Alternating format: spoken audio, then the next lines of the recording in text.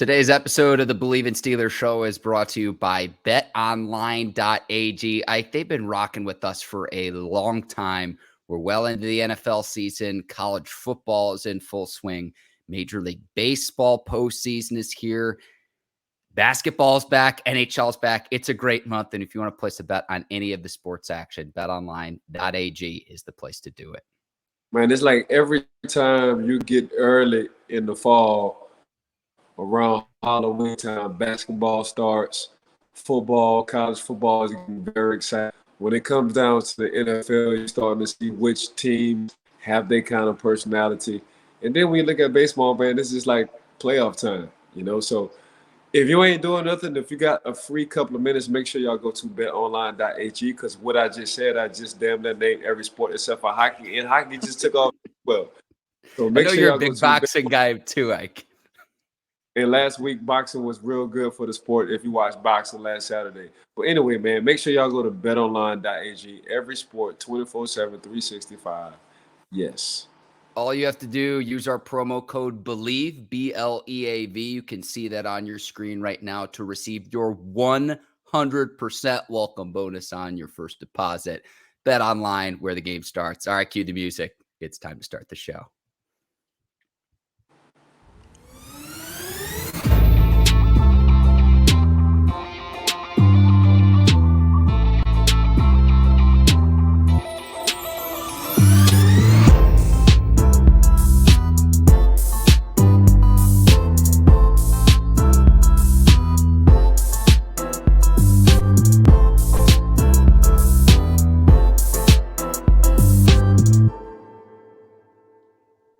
And welcome to the Bleav in Steelers show on the Bleav Network. I'm your host, Mark Bergin, joined as always by my guy, two-time Super Bowl champion and 12-year veteran of the Pittsburgh Steelers, number 24, and now a scout for the Pittsburgh Steelers as well. Ike Taylor, IT, I feel like it's been too long.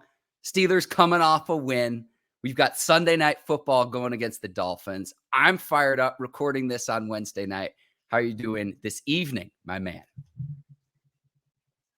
Man, I'm doing good, Mark. I'm glad to see that the Pittsburgh Steelers got a W against the hot Tampa Bay Bucks team. And when I mean hot, I mean on the field. Actually, when it comes down to the weather in Florida, we all know Florida weather is hot around this time, but today is pretty cool. Very cool. So I guess Pittsburgh kind of started that. They made them turn down and turned them cool right now. So shout out to the Pittsburgh Steelers on getting that W last week.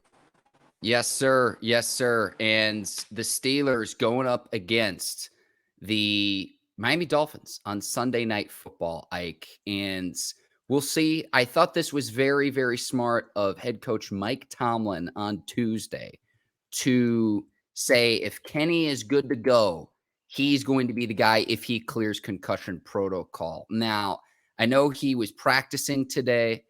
I wouldn't be surprised, and I would not fault the Steelers for holding him out, considering you go up across the field with Tua Tagovailoa with the Dolphins, and the Dolphins rushing him back from a concussion. It looks like Tua is going to be back this week after missing the last two games. So I think Tomlin was very smart in the way that he handled it, knowing that if Pickett is healthy, he is going to be the starter moving forward, as well he should be, Ike. But I wanted to get your take on that sense now that it looks like it's Pickett's team, assuming he's going to be healthy, assuming he clears concussion protocol. He left the Bucs game early with a concussion. Yeah, it definitely is. It's definitely Pickett's team. When you just look at Pickett, when you just look at the energy, when you just hear the response, when you just look at the body movement, the body language of his guys on offense, it's his team. When you look at the preseason, and we've been talking about this from the time the preseason started, Mark, when you looked at Mitch, when you looked at Mason, when you looked at Kenny Pickett, you was like, golly, like they can't do no wrong because they had some of the highest, quarterback ratings when it came down to the preseason, but the energy level was just different with a young Kenny Pickett. And what I mean by young, I'm meaning by young as saying, yeah, he's young, he's rookie, but when you look at it, man, it's hard for quarterbacks to come out and stay in all 4 years. Kenny Pickett, that's exactly what he did. He stayed all 4 years. And you can see the maturity level, when he steps on the field. Then when you look at it, man, you get drafted by who? Well, I played right next door to a team who drafted me, the Pittsburgh Panthers. So he played for the Pittsburgh Panthers. He's a homegrown guy, you could say. But when he steps on the field, man, he just got a different kind of confidence. Then when you listen to the post or pregame, interviews he do, not even him, but just his teammates. Like, they give Kenny Pickett a lot of praise. And I feel like sometimes they're political on other guys on how they speak on their teammates because they don't want to say nothing too bad. But I feel like in actuality, they're real genuine and authentic when they talk about a Kenny Pickett. So yeah, this is, and what I mean by this is the Pittsburgh Steelers. This is their franchise quarterbacks, and it speaks off and on the field, Mark. Yes, I just think it's very clear that if the Steelers do hold Pickett out, just listening to Tomlin on Tuesday, there's not going to be any of this controversy. That's not to say that Mitch Trubisky didn't do a fine job stepping in against the Buccaneers. But instead of, like, whenever there's quarterback struggles, and Ike, I can say this having grown up a Chicago Bears fan, the fan's favorite player is the backup quarterback because it's always, well, could we do better? Wondering when a team is struggling. And the Steelers snapping a 4-game losing streak and getting things right. And I was shocked. I didn't think there was any way that the Steelers would win, but it was a very well-rounded game. The offense did what it needed to do against a very good defense. The defense bend but did not break, and they got some plays from Steven Sims on the special teams. All three facets of the game came together, and they beat a Buccaneers team that I still do expect to make the playoffs. Yeah, I mean, Coach T always got something up his sleeve. And we've been saying this for the longest. As soon as you count this man out, and that's Coach T I'm talking about, he always find a way. So Minkah Fitzpatrick wasn't there. Kenny Pickett wind up getting hurt. A few other starters didn't start. And what Coach T do? Coach T had his team ready for Sunday, and they found a way. So they found a way on the hot Tampa Bay Bucks team. And they play in Miami. And if you want to go on and ask me who I got in favor, I'm going to say the Pittsburgh Steelers, even though I'm not supposed to say it. So if y'all want to say it, if y'all asking me, make sure y'all go to betonline.ag. And this is what a former Pittsburgh Steelers said / scout this time of day. Yeah, I got the Pittsburgh Steelers. And the reason why I got the Pittsburgh Steelers is because I put my trust and my faith in Coach T. It seems like when everything is hot, Coach T is good. When the team starts off fast, Coach T is good. I feel like Coach T is better when they're going through adversity, when you don't have all 11 on both sides, when your back is against the wall, when you're on your third or fourth string quarterback, when they win 8-8. Like, Coach T really shows, like, hey, I'm a good coach. This is what I do. So that's how I look at the Pittsburgh Steelers right now. So don't be surprised, world, because I know y'all listening live, that the Pittsburgh Steelers would win this ball game in Miami. We'll get there, Ike. I just want to say the Steelers can play with 11 defenders. I saw the one play where they had 10 defenders out there, and they still stuffed Leonard Fournette at the goal line and prevent him from scoring a touchdown. So you can play with 11. You can play with 11. Yeah, 11 is definitely the max you can play with. But when you coach like Coach T, man, sometimes you can be a man short and still hold it down. Right. Let's just go into this, Ike. Tua is expected to play. And again, I want to go back to Pickett really quickly. If he, for whatever reason, doesn't start Sunday, I don't want to hear about quarterback controversy. What that would mean to me is that the Steelers are exercising caution with their rookie quarterback, which is something I would argue the Dolphins did not do, considering the league changed its concussion protocols mid-season based on how Tua's situation was handled with the Miami Dolphins team. That we're going to talk a little bit more about how disgruntled they've been as an organization. You're talking about an organization that has not won a playoff game since the 2000 season. And not to mention, and we're going to get a little bit into it, where Minkah Fitzpatrick is healthy and will play. It'll be both the first time he and Coach Brian Flores will go against their former team. But I just want to shut this down immediately. I hope Tua does stay healthy because he was really starting to ball out. I'll pull up some numbers here in just a second, Ike. But this is, to me, is if Kenny Pickett does not play, and even if he's healthy enough to play, there's not a quarterback competition in Pittsburgh. This is going to be Pickett's team. I expect Pickett to play, but I just want to shut down the narrative of if Trubisky's out there for whatever reason, I don't care how well he plays. He played great against the Bucs. the way Mike Tomlin handled this, Ike, again, it's not something he's had to deal with in the last 18 years because he's had Big Ben, but it's just very, very smart and very, very calculated if you actually pay attention to what's going on with this team. Yeah, so with the new rules, on the fly rules, when it comes down to the concussion protocol, Mark, Yep. you got to be very careful, especially with the quarterback position. And I look at Tua in the same arena. I look at Luke Kuechly. So Luke Kuechly had to shut it down off of his concussions when it to that inside linebacker position. And if you look at concussions, it can get very scary. I look at concussions like how I look at boxers. Once a boxer get knocked out or get hit in the jaw, they tend to have a glass chin, if you know what I'm saying. I knew some elite boxers, once they lost off of a knockout, they couldn't be the same anymore. I looked at Luke Kuechly. Once Luke started getting concussions, it was tough to just have him play year after year after year. And the same thing I'm looking at Tua. And the reason why I'm looking at Tua like that, I looked at Tua like Tua didn't get hit in the head. Tua wound up getting slammed to the ground, and his head wound up hitting the ground. So from that part, I looked at it as a short week because they played on Sunday. They wound up coming back on a Thursday against the Cincinnati Bengals. Got slammed on the head, and that changed my whole mind frame. I'm like, man, when you see a guy whose body does that in a short week, that's not good. So for the Miami Dolphins, hopefully they go through the concussion protocol as detailed as anybody else, because by the end of the day, he is your franchise quarterback for now, but safety comes first. You know, us as athlete, and I'm talking as an athlete, you have to police my decisions, if you know what I'm saying. So all I know is playing hurt, being hurt, not worrying about concussions, getting back on the field to play with my teammates. And as a staff, and I'm not talking about as a coaching staff, because as a coaching staff, you're just going off what the medical staff tells you. So if the medical staff says you clear, hey, I got one of my best players back.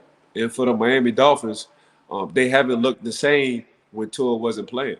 We saw the first three games, they was clicking on all cylinders, whether it was Waddle or Cheetah. Them boys was making plays. We always knew Miami had a defense because they've been having a defense when Brian Flores started trading players and started getting first-round draft picks when he was the head coach. They wound up helping their defensive side. Yep. Later on, when he was the head coach, he wound up tuning in some on the offensive side. Once the new coach came in, he said, man, let me get a few pieces on the offensive line. Let me get me a running back who I know can stretch for me. I already got a tight end. And let me get two receivers that can help Tua out and send him back to Alabama. What I mean by that is let me get two guys who he feel like that's always open. Between Waddle and Cheetah, they always open. So Tua get him the ball. That's exactly what happened. Yes. So when you see Tua get hurt, it's like, damn, there's no rhythm on the offensive side. The offense don't look like the offense when Tua is not in. So that's the value that Tua brings when he's on the field, regardless of whether we want to say he has a strong arm or he's not as accurate. I know from an eye test, and you see it as an eye test, when Tua is not on the field for the Miami Dolphins, that offense don't look the same. And I found those numbers, like the Dolphins have dropped the 2 games where Tua has not played, bringing their record to 3-3. At the time of his injury, Tua was leading the league in QBR. He ranked second in passing yards and third in touchdowns. So that dynamic duo on the outside with Tyreek Hill, Jalen Waddle, it was a prolific offense. And Ike, if the Steelers are going to beat the Dolphins, I want to see him do it straight up with Tua on the field healthy. Now, it's not to say I don't want the Steelers to get after Tua, but I don't want to see him get hurt in the way where his fingers are being held up to where when he sustained his second concussion, like it was just a bad look. And when they kept replaying the same play over and over again, it was just a jarring visual, Ike. Me too. I think Tua had a press. I think he had a press conference on. I don't know if it was today or yesterday. Like Tua said, he don't remember. Like he said, it was bad. Off his second one, he don't remember it was bad. So when you say that, that's not a good thing. Now, like I said, the medical staff for the Miami Dolphins, if they feel like he's been through all the concussion protocols and he's cleared to play, cool. But at the same time, we're talking about back-to-back games where he had a concussion the game before, and he wobbled off a couple of steps later. Then the next game, he wound up having a very serious concussion. So that's telling me that he wasn't what's the word I'm looking for? He wasn't ready to play that Thursday game. Yeah. His brain was still going through trauma from that Sunday game. That's all that was telling me. And I could be 100% wrong. I'm not a doctor. I'm just saying, off of all the injuries I've seen, the concussions I've been seeing all my 12 years of football, like, your brain does need a break. Well, like, neither of us are doctors, but the fact that the league changed its rules mid-season after all this happens is what more proof do you need? Correct. So with Tua, I'm gonna see. Tua was honest at his press conference, and he said exactly what happened. He said exactly what he feels. So I'm cool with that. But he's have had enough rest. So really, it's just a lot of prayers and and healthiness going towards Tua. I hope Miami is doing the right thing by understanding they clearing everything. They checking off every box when it comes down to Tua playing quarterback. So we shall see. And you made a statement earlier. You want to see Pittsburgh play Tua at Miami's strength. I really don't care. So I'm in all of the player safety rather than somebody's coming back. So I'd rather play a 70% Dolphins and Tua's health is more important That's than true. Yeah. 100% Dolphins and Tua's health is sitting at 60. But in our mind, as analysts and fans of the game, we want to see teams at their strength. And I get exactly what you're saying. From my perspective as a player, I don't even want you out there because I'm thinking about football long after football. So this is where I'm at with it when it comes down to the player safety. And I think the NFL on the fly, and this is talking about 3 weeks ago, have done a good job of adjusting. I think they're one of the only professional sports that can adjust in a week or two, depending on the situation. So, yeah, for Pittsburgh, regardless, by the end of the day, you're only getting paid by the W's, and that's the win. So, regardless of who's at quarterback or not, and we can't forget, Teddy Bridgewater once was a starting quarterback for the Minnesota Vikings at one point in time, and until his knee injury, he was playing at a high level. I know he had some injuries though too, Ike, where, the Dolphins again had to go to their third stringer, if I'm not mistaken. But what I wanted to ask you, Ike, is in your 12-year career, did you ever experience a concussion, anything similar to what happened with Tua during his injury? Yeah, not to that magnitude. Not to that magnitude of not knowing what happened. Not to that magnitude of forgetting. Not to that kind of extreme. But yeah, concussions, I'm sure for sure. To that extent, nah, Mark, I haven't experienced, but I've seen it so many times. I remember when Ryan Clark hit McGahee coming out the back. That was the same instance. I remember when James Harrison hit Josh Cribbs, and he wound up hitting McCoy in the same game. So I've seen it, not me being a part of it, but I've seen it on other ends where my teammates have hit guys that hard. And you've seen that kind of movement, and it's a very scary situation, because by the end of the day, I'm cool with breaking every bone in my body. I'm cool with the ACL. I'm cool with the MCL, PCL. I'm cool with a broken face. But dealing with the brain ain't something to be cool about. Yeah. Ike, I'll keep my ACL if that's okay with you. I got you. You mentioned the Ryan Clark McGahee hit in the AFC Championship game. That was like a car crash. And go back and watch that one. I think that happened after Troy Polamalu's pick six in that one, but I just remember that collision where it was just like Mark, it was bad. Like when you see grown men get hit that hard and they get to snoring, like they're asleep and they're snoring. Ain't nothing cool about that, Mark. Yeah. And I'm up close in person. I'm not even front row. I'm live in action, and you see a grown man sitting there snoring, And when their eyes get to blinking, and they wake up in a panic, like, what the hell am I? You know what I'm saying? And you hear the doctors ask the question like, what state you in? Man, I'm in Alaska. Hell nah, you in Pittsburgh. So for sure your ass ain't coming back in the game. And that's very serious. We just don't know how many times when we talk about concussions that guys have had. And Mark, you played football Yep. at time. I know when I got to the league, I've learned more, and it was much more safer when I got to the league. When I was playing pee wee, when I was playing middle school, high school, all my coaches taught me was, hit the head, the body will follow. You know what I'm saying? So eventually I wasn't taught properly. When I got to the league, it was much more a lead with your shoulder pads than your head. You can come off of shoulder injuries, and when you get older, man, shoulder injuries might bother you. You might can't raise your right or your left arm as high as you once could, but by the end of the day, you would rather that than the brain. Yep. So I saw the transition. Even while I was playing, I saw the transition of the league going into safeties. But when I first got to the league, Mark, hit the head, the body will follow. That's exactly what the motto was as players, for us players. The coaches, nah. The coaches did everything in their favor. It's just when you out on the field, the guys get to ducking. It's just like having a car wreck. When you see you about to get into an accident, what's the first thing naturally your body does? It goes into a shell, so you tend to duck. Same way when the offensive player sees he's about to get hit by a defensive player, they wind up. I'm sorry. They wind up going into a shell to protect, and now that takes the aiming part of the defender.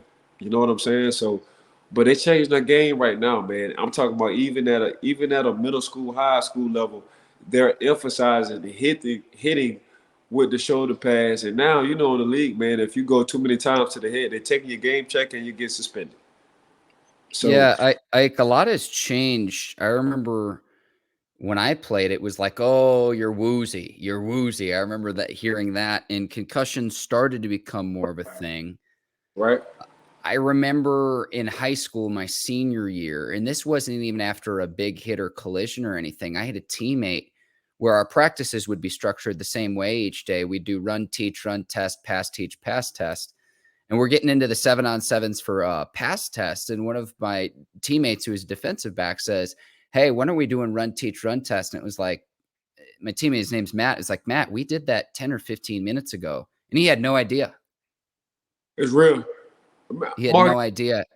it's real. Unless you play and you play, boy, it's real out there on the field. I mean, it's what I've been saying for the longest. Football is organized violence. Yeah. And in order to play that sport, especially at a high level, you got to have a few screws loose. So you mean to tell me, hold on, Ike, you got excited at running to a grown man at 185 pounds? You got excited at running to a guy who's 370, 350 and not think twice about it and thought it was cool? Yes. Oh yeah, some of your screws ain't tight up there, bro.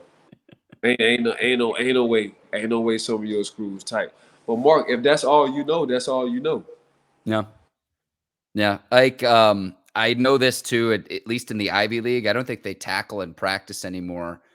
And I know there have been a lot of changes. So you want everyone to stay safe, but Ike, we need to continue to move on. We could talk about this till sun up, I promise you. But first time on Sunday Night Football, Minkah Fitzpatrick, Coach Brian Flores going against the Dolphins.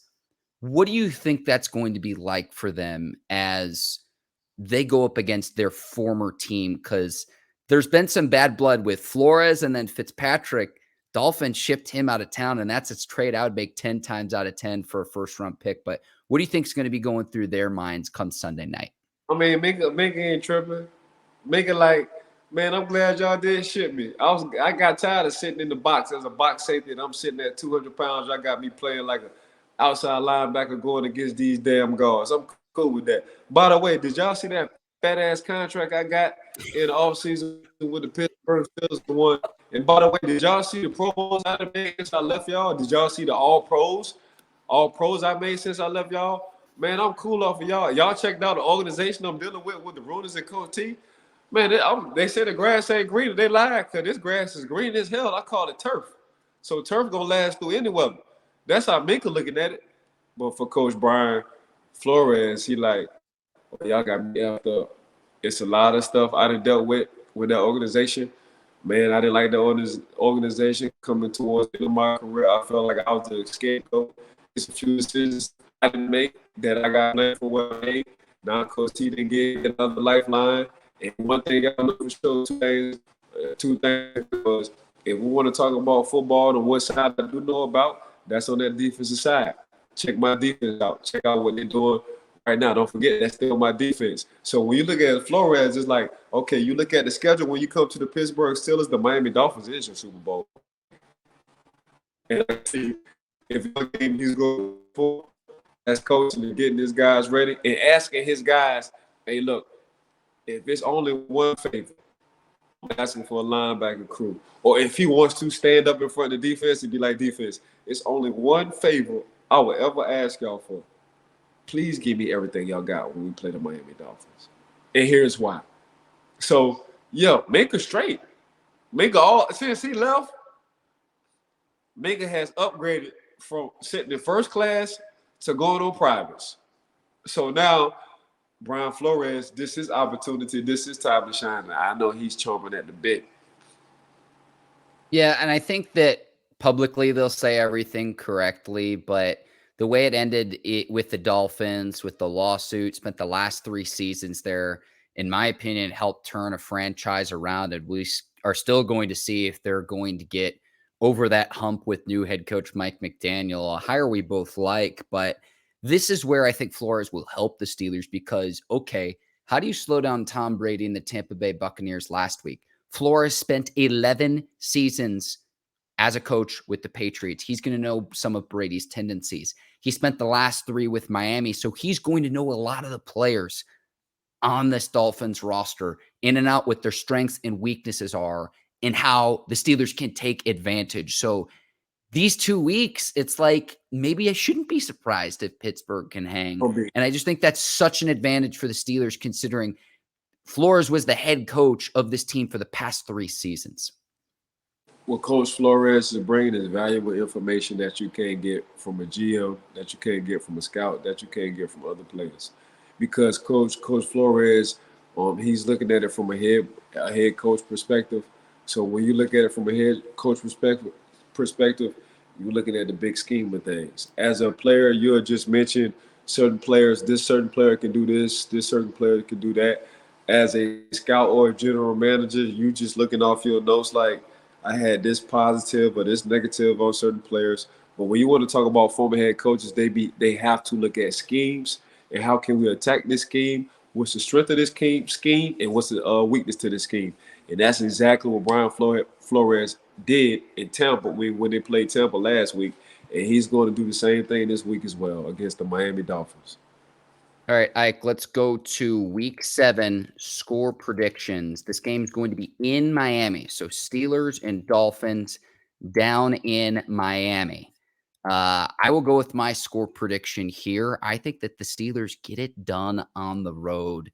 Give me the Steelers. I'll say Steelers 27, Dolphins 24. I think it'll be close, but I think they get it done. I think it's personal for both Flores and Fitzpatrick. I think Minkah Fitzpatrick goes, and we'll see which other Steelers are due back from injury because Pat Freiermuth could be back. Cam Sutton could be back in that mix.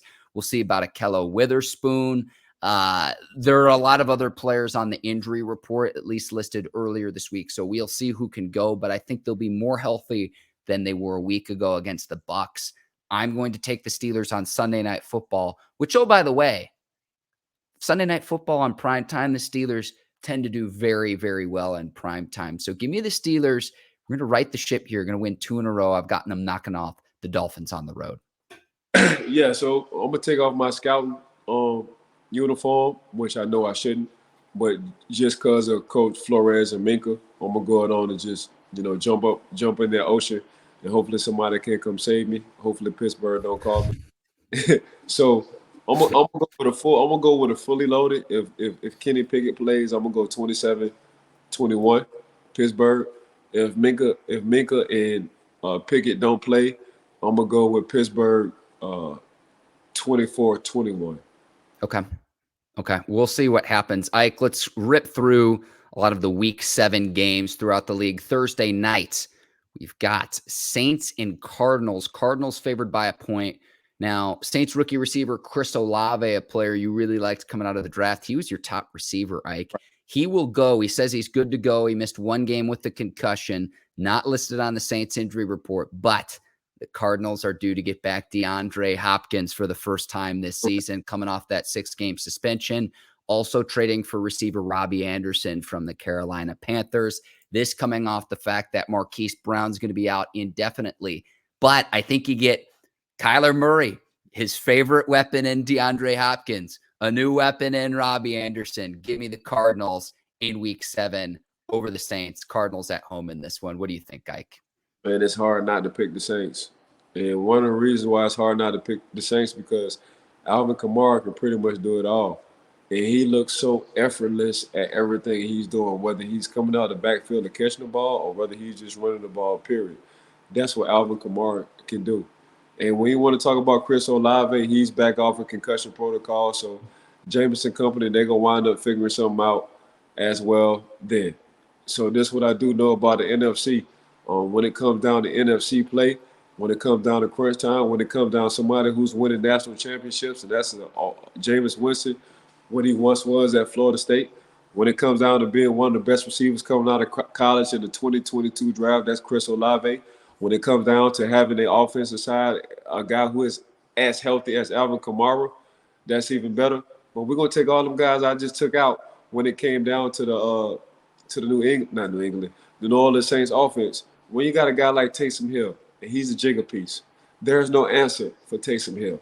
So the fact that Taysom Hill can play tight end, fullback, running back, or quarterback, and you have no answer for the young man, and you wind up putting him and installing more plays for Taysom when it comes down to making a play, I'm going to go with the New Orleans Saints because I don't know how DeAndre Hopkins is going to be, and I love DeAndre. I think last year DeAndre was one of the best receivers in the league.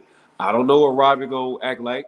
I don't know if he's going to get installed right now because he's coming off a few days. I don't know if that offense is too complicated for him right now.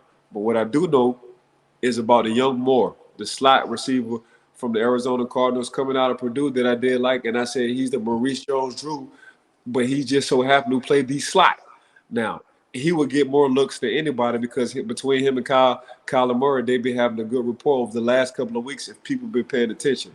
I don't think it's going to be enough for the New Orleans Saints. So I'm going to go with the Saints on this one. I knew you were going to pick against New Orleans, and you did the classic TV trick, Ike, where you take more time than your co-host to make your point, and then we've got to move on to the next segment. So well played right there, Ike. Man, that just came from the heart. I know. Listen, it's true. I knew you weren't going to pick against hometown New Orleans. Browns and Ravens. Ravens at home. Ravens 7-point favorites, but we find out today Lamar Jackson limited in practice with a hip injury. His go-to target, tight end, Mark Andrews, did not practice with a knee injury. I was prepared to take the Ravens because of the Browns' incompetence this season, Ike. But what I would say is keep an eye on both of these injuries. If both of them go, give me the Ravens at home to cover the 7-point spread. If they don't go, we'll keep an eye on how this line changes. I really can't give you a pick if neither of those guys go, but keep an eye on those injuries. If they go, though, I like the Ravens against the Browns. I seen divisional game. On the offensive side, so this all I'm resting Lamar to Thursday because I want to off his feet, and resting Andrew to Thursday off his feet. So I'm gonna come up with. So now we got injuries. They call that the hamstring and the hip now, because you can't diagnose a hamstring or a hip. That's the new move. So y'all not the food. Y'all ain't gonna food poison my brain. I know what y'all doing, Ravens. I'm not buying that. Them boys is healthy as hell. I get what y'all doing. Y'all make them boys get some rest. So yes, I'll pick it, even though I love Nick Chubb, I love Kareem Hunt. and I love their defense and what they're doing on the defensive side of Cleveland. But man, oh man, oh man. A healthy Lamar, and you got Dobbins. He came back, even though they got him on the injury list as well. Andrews, you already know what Andrews has been doing. But a healthy Lamar, this what y'all not. I seen this too many times. I'm cool with the all trying to bait me, and Lamar and Andrews ain't playing. So basically, hold on. So out of everybody who on that roster, it is two of the main guys who all they do is score touchdowns and make plays. Mm-hmm. They got some kind of injury now on a Wednesday. Nope. Y'all not fooling me. Boy, when Sunday come and people mysteriously, the injuries just disappear, and you see why Lamar did rush for 100 and threw for 270, and you see why Andrews did caught 3 touchdowns, Mark, don't be surprised. I done seen this too many times, baby. You like the Browns defense that allowed 38 to the New England Patriots a week ago, Ike. Browns team that's lost three in a row and 4 of their last 5. Those are your words, not mine. I'm just saying. Yeah, that's why I'm going with the Ravens. Exactly. Yeah, me too. I'm not buying. I'm not buying the Lamar Hill and the Andrews. I'm not buying that. Y'all ain't about to food poison my brain. Ike, next matchup, Bengals at Falcons. Bengals are a 6-point road favorite. Both teams enter this one at 3-3. T. Higgins looks to be back. He is healthy. And I want to say this. I should have known in week 6 when Joe Burrow walked into the game wearing Jamar Chase's championship jersey that those two were going to go off, and go off they did. I should have known better. I'm going to take the Bengals. I think they continue to get right despite the fact that they started the season slow. Give me the Bengals over the Falcons in a matchup of 2, 3, and 3 teams. Man, I'm not gonna argue with you on that. I think it's gonna be closer than what people expect. I think now they found what Mariota can and can't do. They'll start using Mariota legs more now than they ever did when it comes down to the Atlanta offense. But I mean, I'd rather start off slow and finish strong. And this is exactly what the Cincinnati Bengals doing. You know, first game of the year, Pittsburgh Steelers came away with 7 turnovers, damn near 5 sacks that whole game, and they barely lost. The Cincinnati Bengals. Then they wound up going to the following week, they barely lost again. Then they wound up going into the following week, they barely lost again. So now they didn't figure things out with Joe Burrow and company. And you know, Jamar Chase said it best when he was sitting on the sideline when he was mic'd up when they played the Saints. This my house, this my crib. And that's exactly what he played like. This my house, this my crib. Don't forget, I'm just leasing this to y'all. That's exactly what Jamar Chase wind up doing, especially the fourth quarter when he wound up having 7 for 100 something in 2 tubs. You know what I'm saying? And, you know, all Joe Cool is saying, man, y'all forgot last time I done been in here, man, I done smoked me a stogie. So this is exactly what I'm doing, man. So that's my second home. Other than Death Valley sitting over there in Baton Rouge about an hour and 15 minutes away, when I come to the Mercedes Dome in New Orleans, this is my second home. So this is my vacation home. I got a home in Montana, which is Death Valley, but I got a home sitting in Costa Rica, which is the Mercedes Dome. So y'all just chill out, relax. I don't never panic. All I do is wait for the moment. I'm talking as Joe Burrow. All I do is wait for the moment, and I'm going to smoke you because I'm a sniper. That's exactly what it do. And I got a sniper on the other end who looks at and he sees how many clicks I need and how far you're away. His name is Jamar Chase, and I ain't playing no games with y'all. So, yeah, that's exactly what they're doing. Now I think the boys back into a rhythm with a Tyler Boyd, and a T. Higgins. Yeah, it's going to be hard to go against the Cincinnati Bengals, Mark. Ike, since we both know that Joe Burrow watches this program, slide into our DMs and we'll get you one of the one-of-a-kind cigars brought to you by Howard G. Cigars. You see what I did just there, Ike? I'm hooking it up and everybody wins. Man, you threw me alley-oop on that one, on the 3-feet goal. If I don't dunk that, something wrong with me.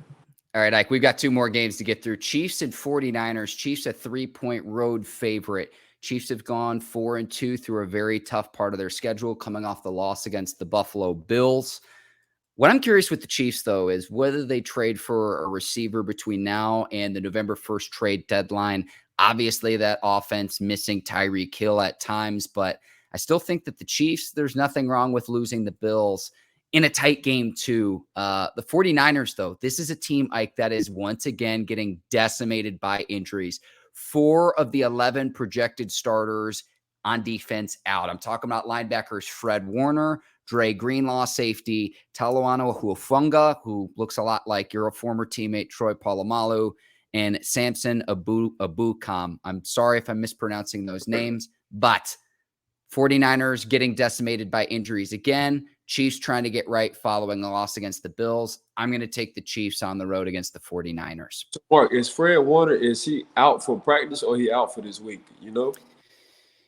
What I'm seeing right now is by the end of the loss against the 49ers, or excuse me, by the end of last week's loss against the Falcons, 4 of the 11 starters defensively are out. So we'll see what their injury status is going into the week 7 game. But at the end of last week's game against the Falcons, those 4 players were out for the 49ers. Okay, so if Fred Warner doesn't play, San Fran will lose.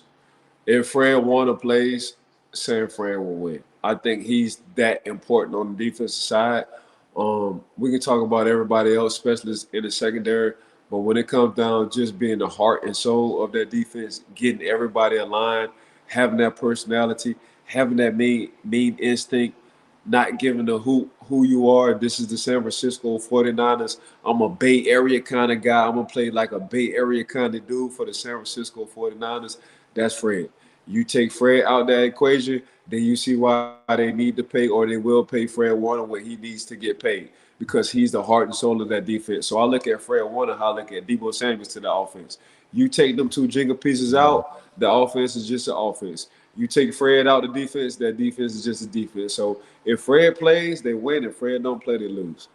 It looks like, just based on comments he's made to media members this week, he will play, but we will see. Again, he left last week's game. Ike, the last matchup we have to preview, Monday Night Football, Bears on the road against the New England Patriots. And I think that the way that Bill Belichick can scheme things up defensively, he can eliminate and say, hey, Justin Fields, you're not going to beat us with your legs. You've got to do it through the air. And if you can't do that, I think he's going to challenge Chicago. And Chicago, it's not really as much on Fields as they don't have receivers that can go and get the ball. And it was something that they struggled with on Thursday night in the loss to the Washington Commanders. So I'm going to take the New England Patriots on Monday Night Football against the Chicago Bears.